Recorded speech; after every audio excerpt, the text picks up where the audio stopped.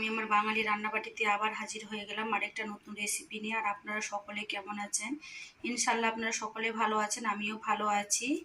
আজকে ভাবলাম আর একটা নতুন রেসিপি নিয়ে হাজির হয়ে যায় আপনাদের মাঝখানে। এই নতুন রেসিপি হচ্ছে চিংড়ি মাছের একটা ভালো একটা রেসিপি আপনাদেরকে দেখাচ্ছি। খুবই ভালো লাগবে, খেতেও ভালো লাগবে এবং দেখতেও ভালো লাগবে। আমি কিভাবে বানাচ্ছি আপনারা দেখুন। এই যে চিংড়ি মাছগুলো আমি খোসা ছাড়িয়ে নিয়েছি, এটা আমার 500 চিংড়ি আছে। আর কি কি মশলা লাগছে এই চিংড়ি মাছটা রান্না করতে। এই যে আমি পোস্ত নিয়েছি 3 চা চামচ, সরষা নিয়েছি 1 চা চামচ, আর কয়েক পিস আমি কাঁচা লঙ্কা নিয়েছি। এটাকে এখন আমি পেস্ট করে ফিরে আসছি। আর নিব এর মধ্যে 2টো টমেটো, আর লাগছে আমার 2টো টমেটো। এই টমেটো, পোস্ত, সরষা, কাঁচা লঙ্কা একসঙ্গে আমি পেস্ট করে ফিরে আসছি। এই যে দেখেন, সরষা, পোস্ত, কাঁচা লঙ্কা আর টমেটো একসঙ্গে পেস্ট করে ফিরে আসলাম। চলুন তাহলে আর কি কি লাগছে আপনাদেরকে দেখাচ্ছি, আর কিভাবে আমি এই রান্নাটা করছি। হাতে মাখা সরষার ঝাল আপনাদেরকে আমি করে দেখাচ্ছি। সরষের ঝাল বলতে পারেন বা সরষে। এই যে দেখেন, মশলাটা করে ফিরে এসেছি। এই রান্নাটাতে এই মশলাটা দেব, আর দেব টক দই, আর কিছু পেঁয়াজ কুচুনো দেবো, ওটা লাস্টে দেব, আর লবণ হলুদ লাগবে।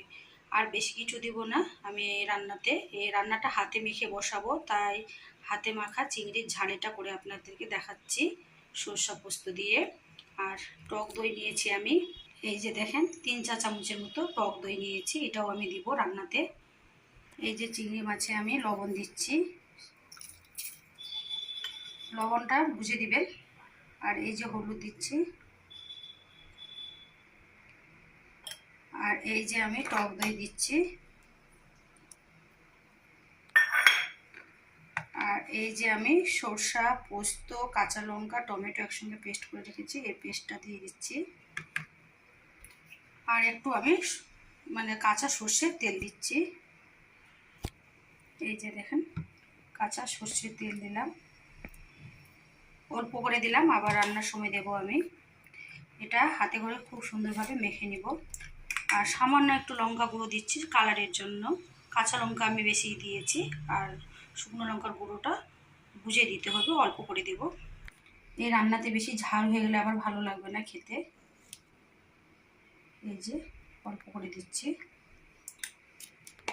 এখন সুন্দরভাবে এটা মেখে নেব।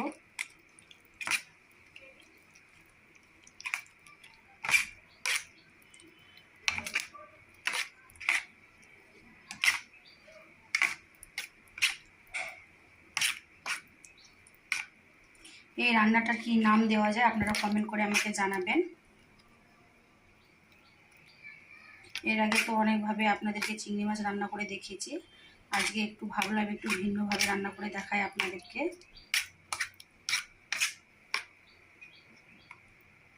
এক দিদি ভাইকে রান্না করতে দেখেছিলাম আমি ইউটিউবে, বেশ ভালো লেগেছিল, তাই ভাবলাম যে আমি আপনাদেরকে দেখাই, একটু আমি আমার মতো করে একটু দেখাই।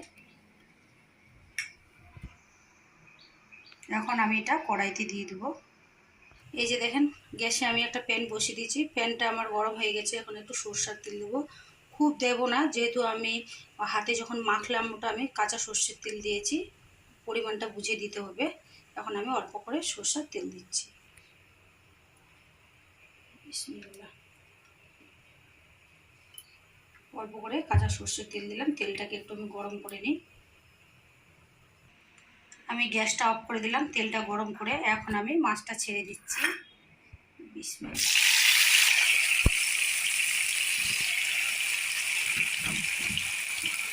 এই যে দেখেন, ছাড়ার সময় আমি গ্যাসটা অফ করে দিয়েছিলাম, এখন গ্যাসটা অন করে দিলাম। এখন আমি ঢাকা দিয়ে দিব, একটু ফুটে আসলে আমি পেঁয়াজ কুচুনোটাও দিয়ে দিব। এই যে আমি ঢাকা দিয়ে দিই, আমি 2 মিনিট পরে ফিরে আসছি। এই যে আমি 2 মিনিট পরে ফিরে আসলাম, বরফ দিয়ে এসছে। এখন আমি কিছু কাঁচা পেঁয়াজ দিয়ে দিচ্ছি উপর থেকে, ঢাকা দিয়ে দিলাম আবার। আবার আমি 2-3 মিনিট পরে ফিরে আসছি। আমি আবার 3-4 মিনিট পরে ফিরে আসলাম। এই যে দেখেন, আমি কিন্তু রান্নাটা করার সময় আপনারা লক্ষ্য রেখেছেন, আমি জল দিইনি, মানে হাতে মেখে যেগুলো বসিয়েছিলাম, মানে দই থেকে জল বেরিয়েছে, মশলা যা পেস্ট করেছিলাম সামান্য জল দিয়ে ওই জল আছে, আর কোনো এক্সট্রা আমি জল দিইনি। দেখুন কতটা জল ছেড়ে এসছে, পুরো জলটাকে শুকিয়ে নিতে হবে। আর পেঁয়াজের জল।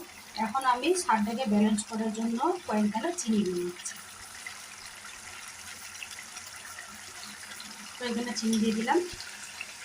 পুরো জলটা শুকিয়ে আসবে, তেলটা ছেড়ে আসবে, তখন আমি গ্যাসটা অফ করে দেবো।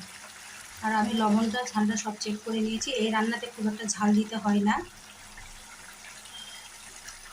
এখন আমি ঢাকা দিয়ে দিচ্ছি। আমি আবার কয়েক মিনিট করে ফিরে আসছি। এই যে দেখেন, আমি কিছুক্ষণ পরে ফিরে আসলাম। আমার চিংড়ি মাছ রান্না করা একদম কমপ্লিট। এই যে দেখেন, জলটা শুকিয়ে এসে তেল ছেড়ে এসছে। আর আমার লবণ ঝাল সব কিছু পারফেক্ট আছে। যেহেতু আপনাদেরকে আমি বলেছিলাম এই রান্নাতে খুব একটা ঝাল লাগে না, বেশি ঝাল হয়ে গেলে খেতে ভালো লাগবে না, যেহেতু পোস্ত বাটা আছে।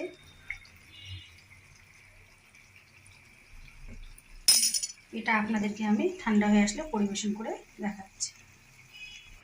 এই যে দেখেন, রান্না কমপ্লিট হয়ে গেছে, ঠান্ডা হয়ে গেছে, আপনাদের এটা পরিবেশন করে দেখাচ্ছি। কি সুন্দর হয়েছে, খেতে দারুণ লাগে এই রান্নাটা। আপনারা একবার ট্রাই করে দেখতেই পারেন, খুব ভালো লাগবে। পোস্ত, সরষা বাটা, টক দই দিয়ে চিংড়ি মাছের কষা বা ঝাল যেটাই বলেন, কিন্তু এই রান্নাতে শুধু নাম দিয়েছি ঝাল, কিন্তু এই রান্নাতে ঝাল দিতে হয় না, খুব একটা ঝাল লাগে না, খেতে দুর্দান্ত লাগে। আপনারা একবার ট্রাই করে দেখতেই পারেন। আপনারা তো অনেকে অনেকভাবে রান্না করে খেয়েছেন, একবার এইভাবে রান্না করে দেখবেন, ভালো লাগবে। আর কে কোথা থেকে আমার ভিডিওগুলো দেখছেন প্লিজ প্লিজ আপনারা আমাকে কমেন্ট করে জানাবেন, তাহলে আমি আপনাদেরকে ধন্যবাদ জানাতে পারবো। আর যিনারা আমার চ্যানেলে নতুন বন্ধু আছেন প্লিজ আমার চ্যানেলটাকে সাবস্ক্রাইব করবেন, লাইক করবেন, কমেন্ট করবেন। আমি আরেকদিন আবার একটা নতুন রেসিপি নিয়ে আপনাদের মাঝখানে হাজির হয়ে যাব। আপনারা সকলে সুস্থ থাকুন, ভালো থাকুন, ধন্যবাদ।